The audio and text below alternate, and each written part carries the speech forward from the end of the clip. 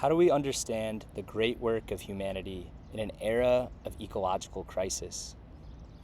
In this conversation, Thomas voices what he sees as the historical mission of our times: to reinvent the human at the species level, with critical reflection within the community of life systems in a time developmental context by means of story and shared dream experience.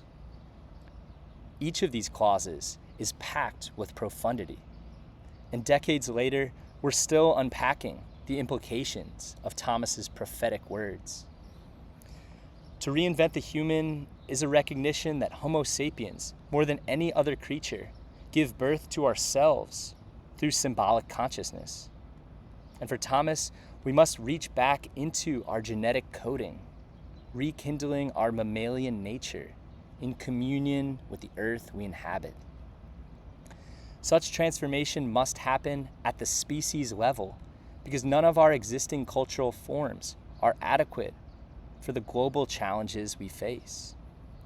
For Thomas, this is because these traditions took shape before an empirical understanding was formed of our deep origins in the universe process.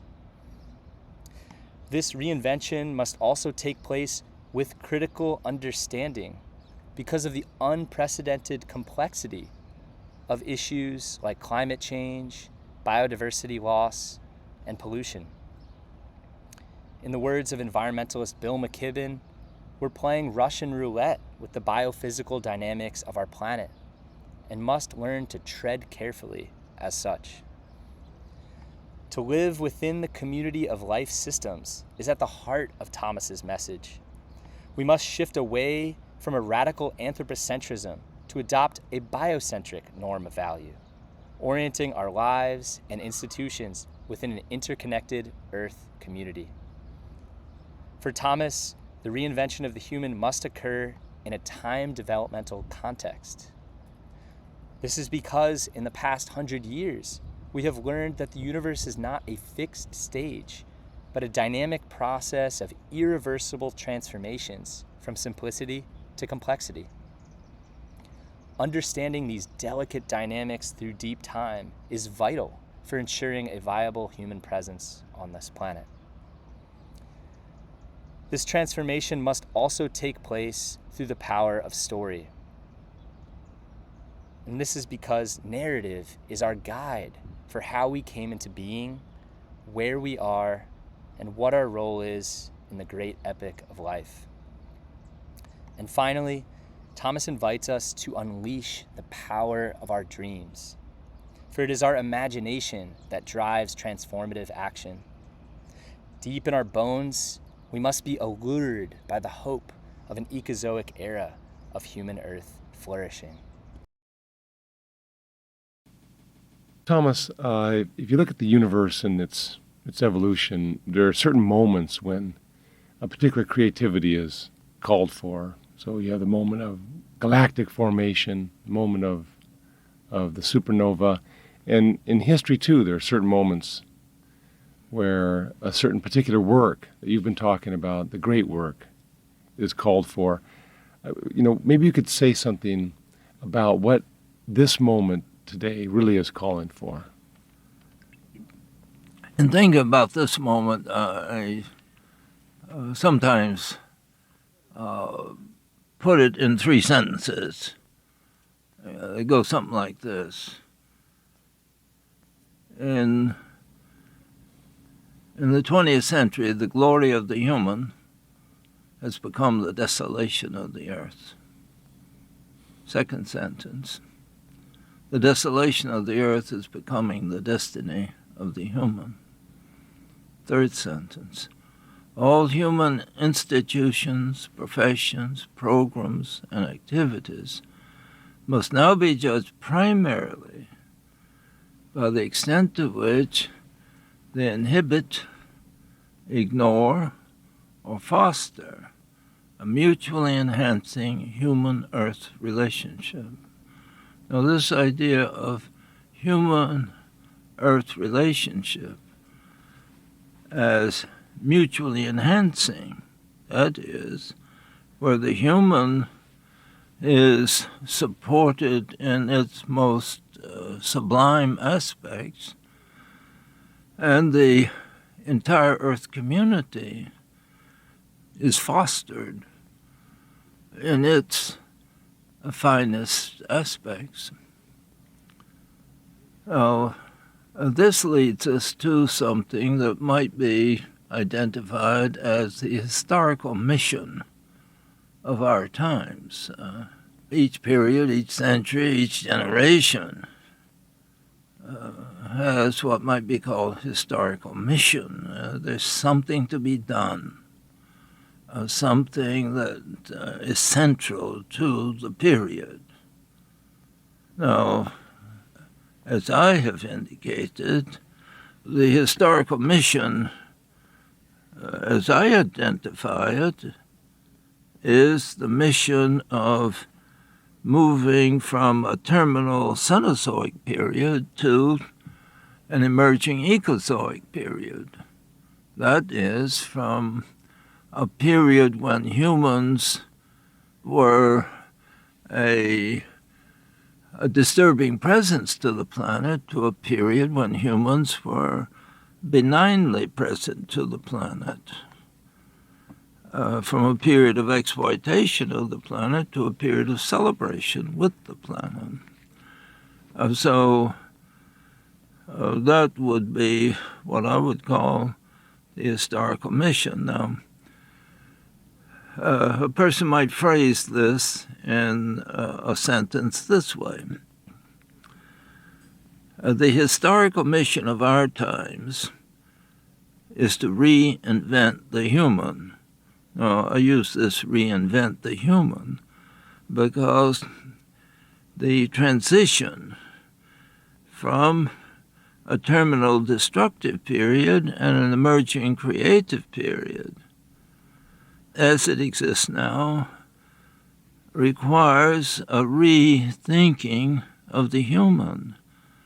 We must reinvent ourselves. It's that deep.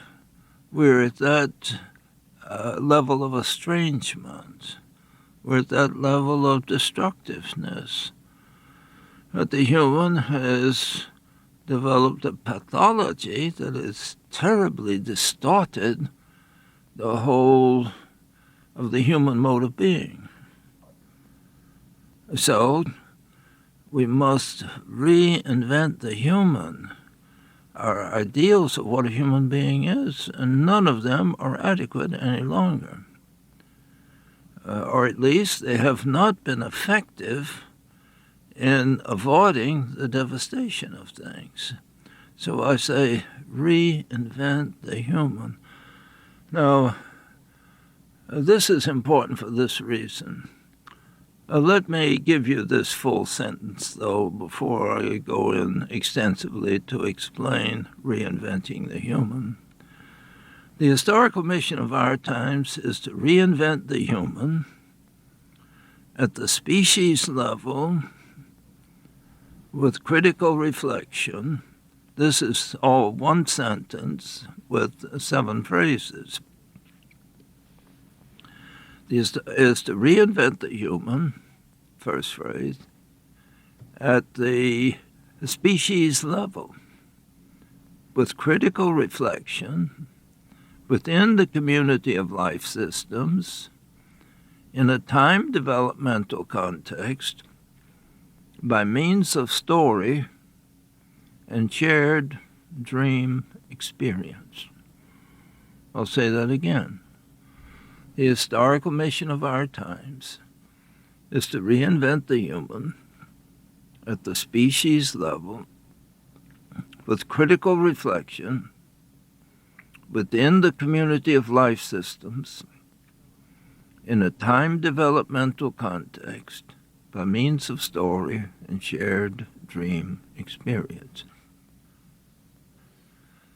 I say reinvent the human because the human, more than any other mode of being, invents itself. With the other modes of being, their total life program is to some extent extent, or to almost complete extent, is guided by the imperatives of their genetic coding. The range of choice is nothing nearly as great as the range of choice of the human. It's settled fairly well from the beginning. There's a certain amount of teaching that's necessary, but it's basically nothing proportionate to what it is in the human. They have an instinctive life that we don't have. We have to think out our lives.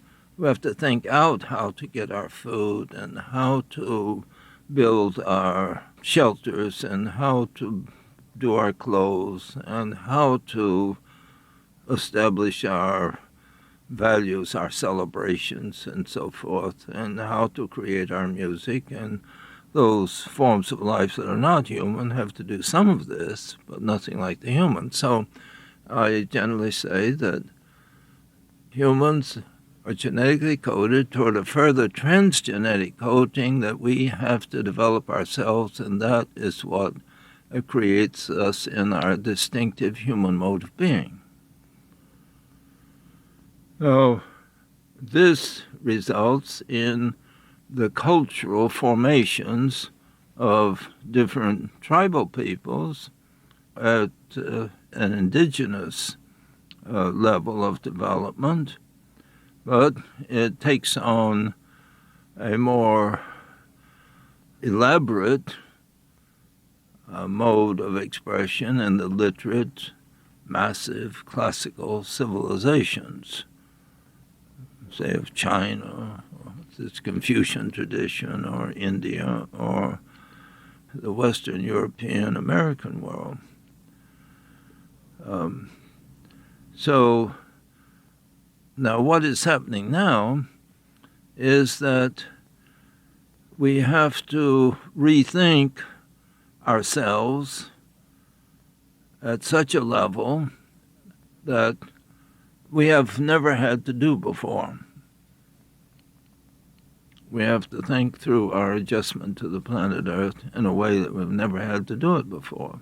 So we have to rethink the human, or reinvent what it is to be a human being in a mode that is coherent with the integrity of the planet Earth. And we have to do this, I say, at the species level, which is the second phrase, because none of the cultures of the planet at the present time are adequate to deal with the problems that we face at the present. They were dealing with other problems when they took on their shape.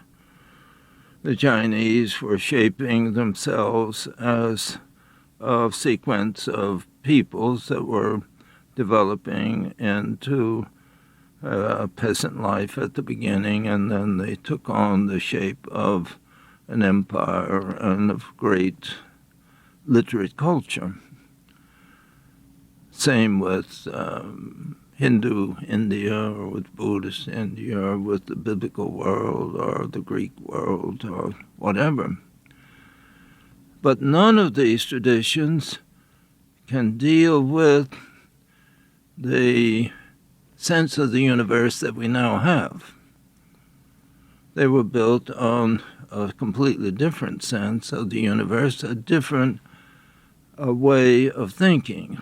They had not developed the scientific modality to the extent that we have, and where we know by empirical scientific reasoning process.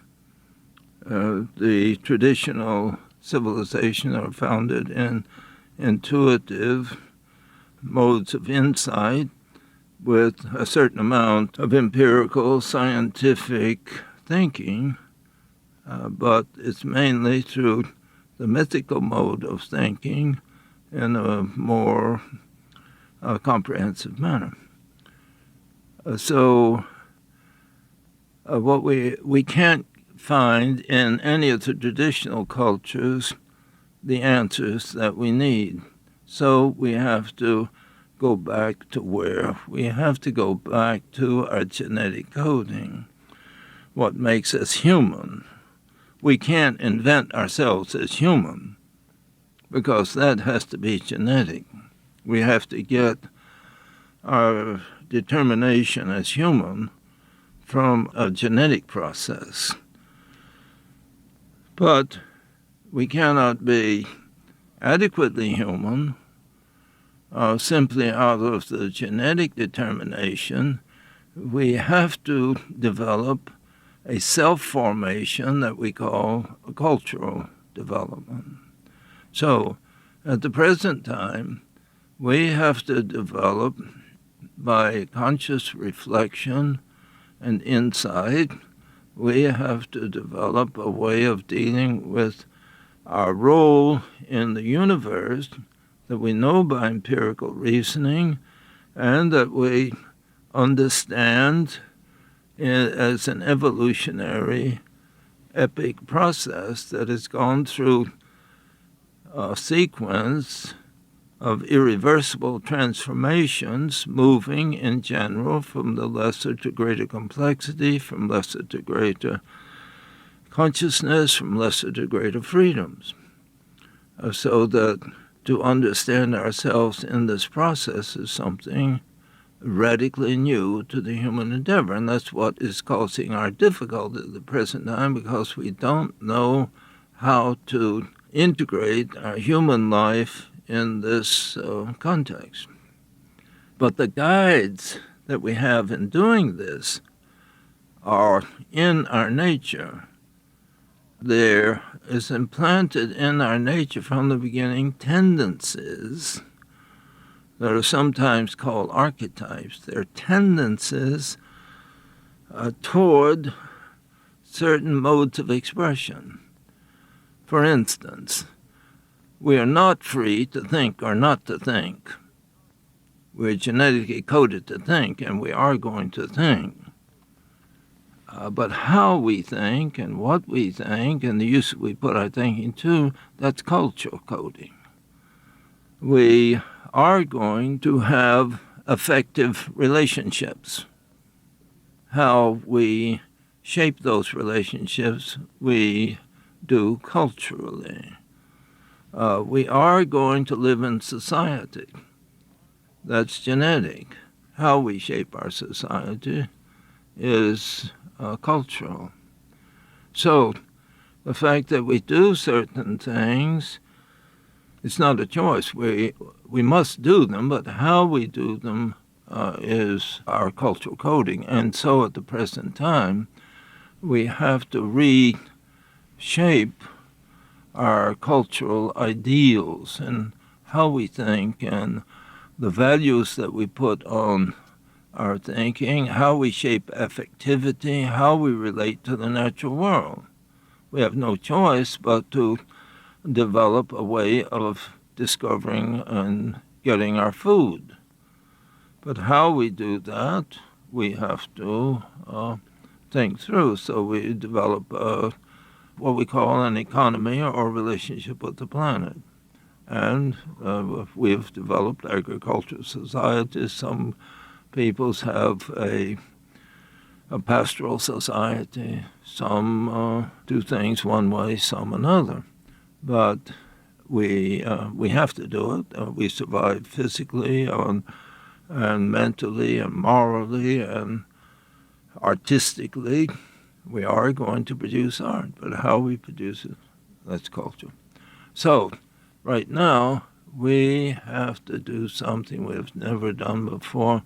We have to do all this in a new period that I call the Ecozoic era, where we understand ourselves in an evolutionary sequence of development and shape new ways of integrating with this type of world. So we need to do this. We must respond to instincts or tendencies that are in our genetic process.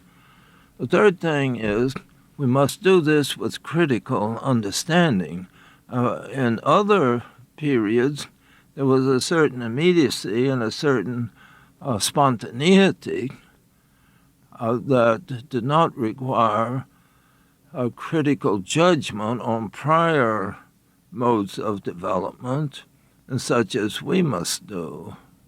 There was a critical reflection, but we have taken critical understanding and analytical reasoning to new phases of development, new phases of understanding.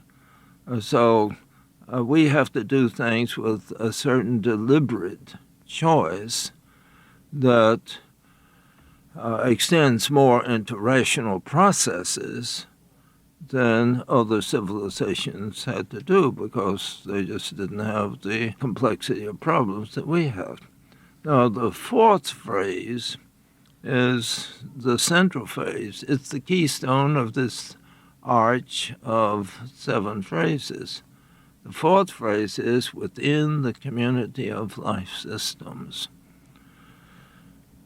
And at the present time, this is an enormously difficult thing, because we have distorted human relationships with the various life systems and the various other components of the Earth community to such an extent that to establish a harmonious relationship with the other components of the planet is going to require a great change. For instance, in agriculture, we've got to change the agricultural process in a profound way. We cannot use all the pesticides that we're using. We cannot.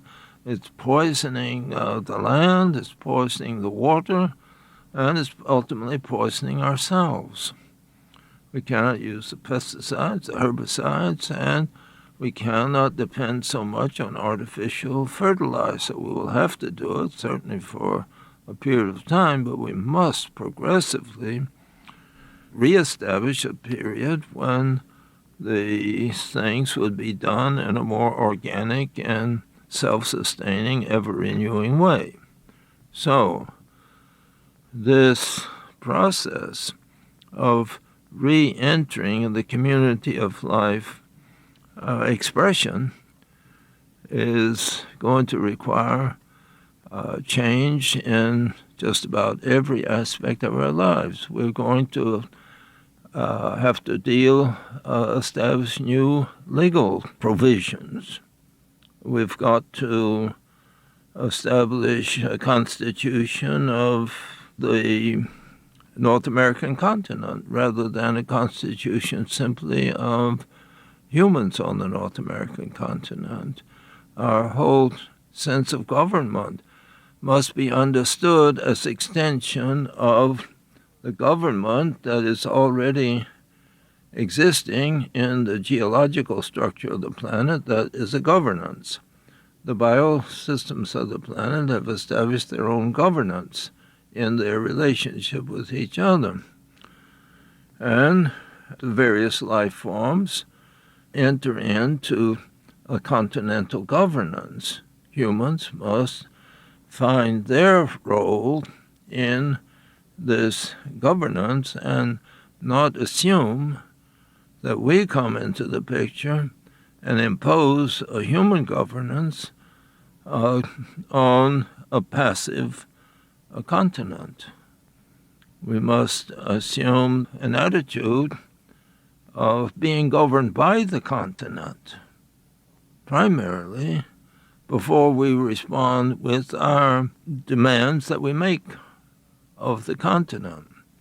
Because all species make demands of other species, all life makes demands of life, and on the non-living world. So we have a role and we have a process of our own, and there is a phase where we do constitute our human governance.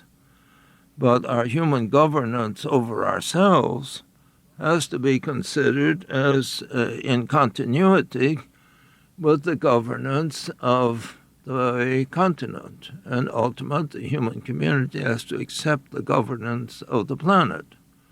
And this is something that does not enter into our legal thought at the present time. It's the furthest thing from our legal thinking. And the same with the university, to accept the planet as the primary university and the human university as the context in which the earth reflects on itself and communicates itself to the human community, is something that needs to be accepted, and the School of Economics needs to accept the fact that we must have a human economy that's integral with the economy of the planet.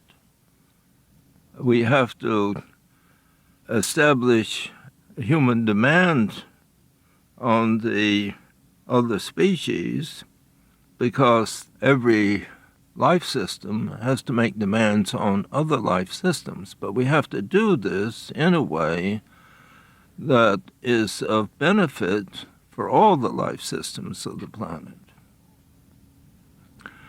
Then we come to the fifth phrase, which says that all this takes place within the context of an emergent developmental universe, an emergent developmental planet Earth.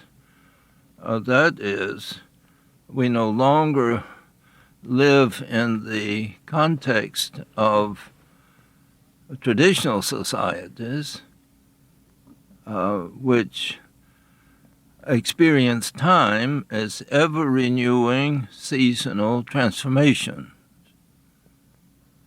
In traditional time experience, everything was renewable. There was no such thing as irreversibility. The sequence of spring, summer, fall, winter always was and always would be. And there's nothing humans could do to disturb that absolutely. In fact, all the species were there, basically, and humans could never break that chain of continuity by eliminating a species.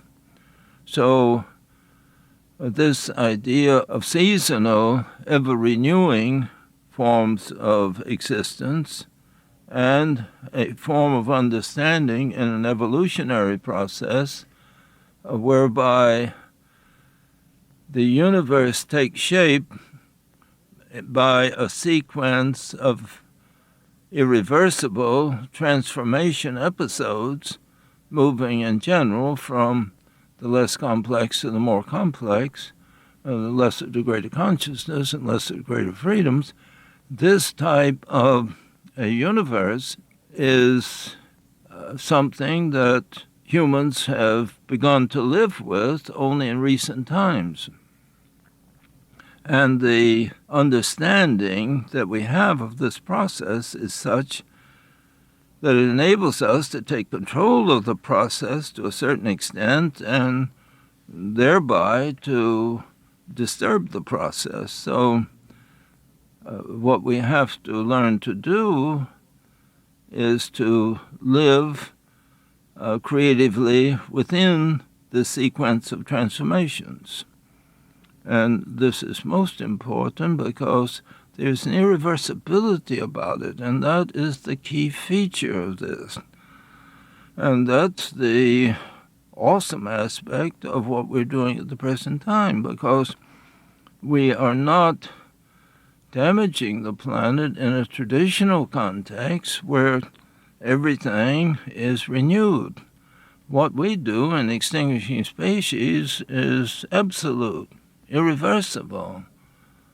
And to do this requires a penalty that will be forever. Humans will never again see the Carolina parakeet. They will never again see the passenger pigeon. They will never see any of the species of plants or animals that have become extinct under human influence. So we need to shape our civilization and to shape our future in an awareness of this principle of irreversible transformation.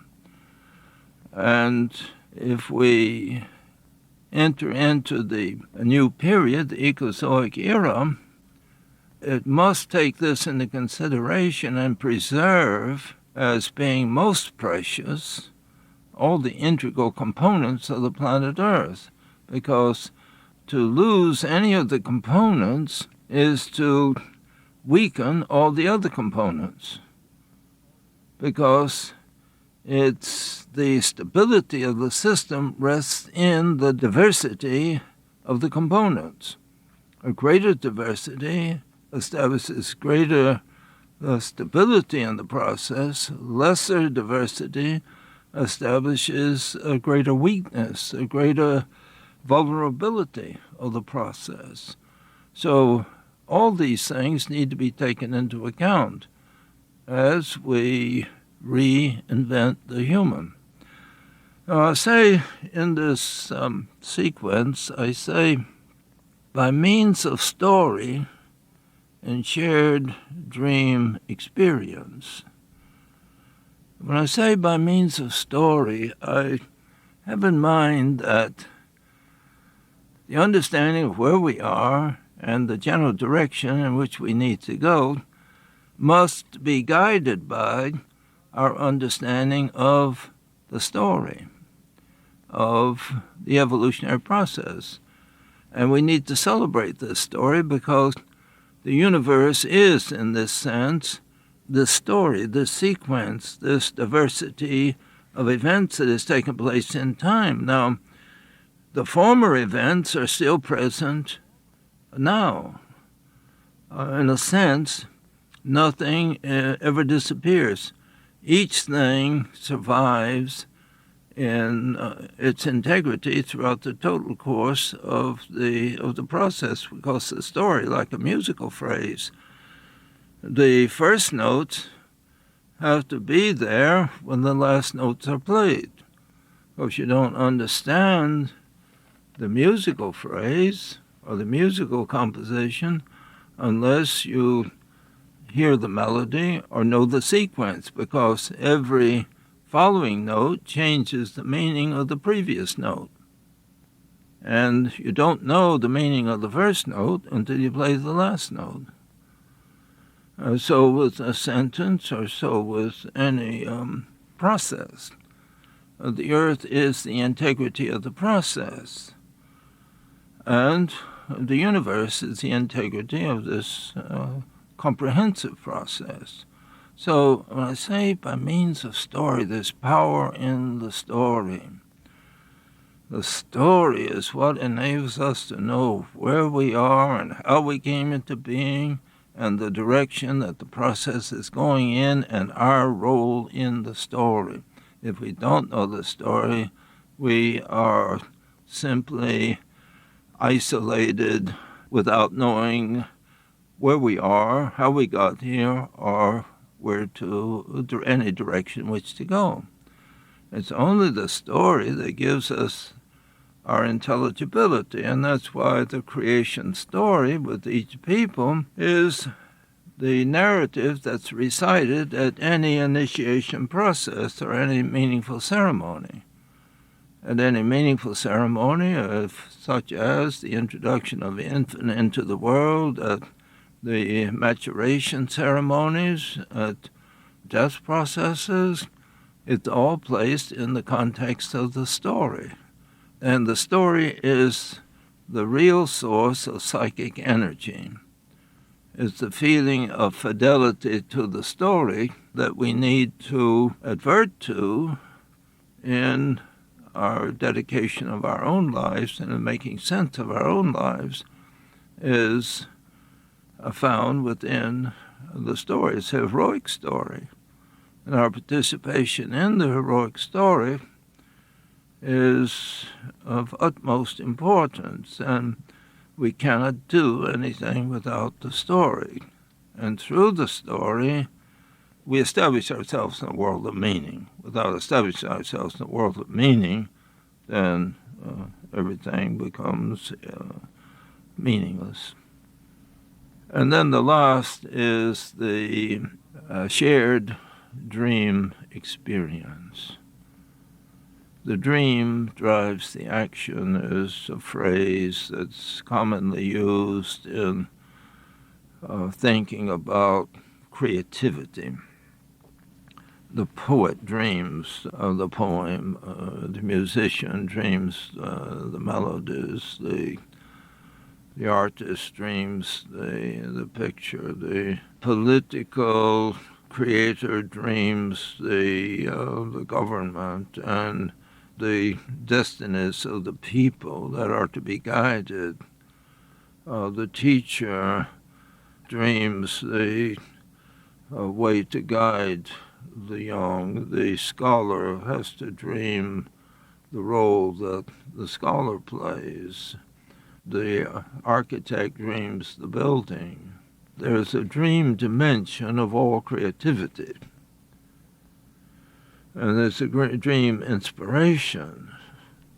And the dream sustains the young. Now, in a sense, that's the whole way into the Ecozoic, is through the story and the dream. The story of the past, the dream of the future. So when I talk about the historical mission of our times, a person might say, you work this backwards. I've worked it forward. And in giving you the sequence, you could do it backwards and start with the dream. The historical mission is a dream, then have a story, and do it that way. But however we think about it, the Ecozoic era has to take possession of a person the way a dream takes possession of a person. It has to be an entrancement, a fascination. It has to be an ideal. It has to be a fulfilling thing. And for an individual, the dream generally occurs in childhood. And it's a lifetime dream, and lives are lived in fulfillment of a dream or a feeling about a destiny. And in religious terms, this used to be called as vocation, as a calling. We are called to some type of being, existence, or creativity. So we live in a generation that has to experience a calling. We are called by the future. We are called and have a common vocation that we need to respond to. If we don't respond to it, then we're nothing. We lose our meaning. The things that I have mentioned as regards the difficulties that we face, the dark side of our history will take over. It's the only way we can escape the dark side of the period in which we find ourselves. And that very dark side has to lead us to dream of this ecstatic side, this fulfillment phase. So it's so attractive in itself to think of a world where humans would be present to the planet and to all the various forms of life in a mutually enhancing way. The flowers, the birds, the trees, the streams, the mountains, the ocean, the marine life. All of these are so enormously attractive. And so the only proper way is to know the story, to have the dream, and to celebrate. Because the dream is the context of the celebration.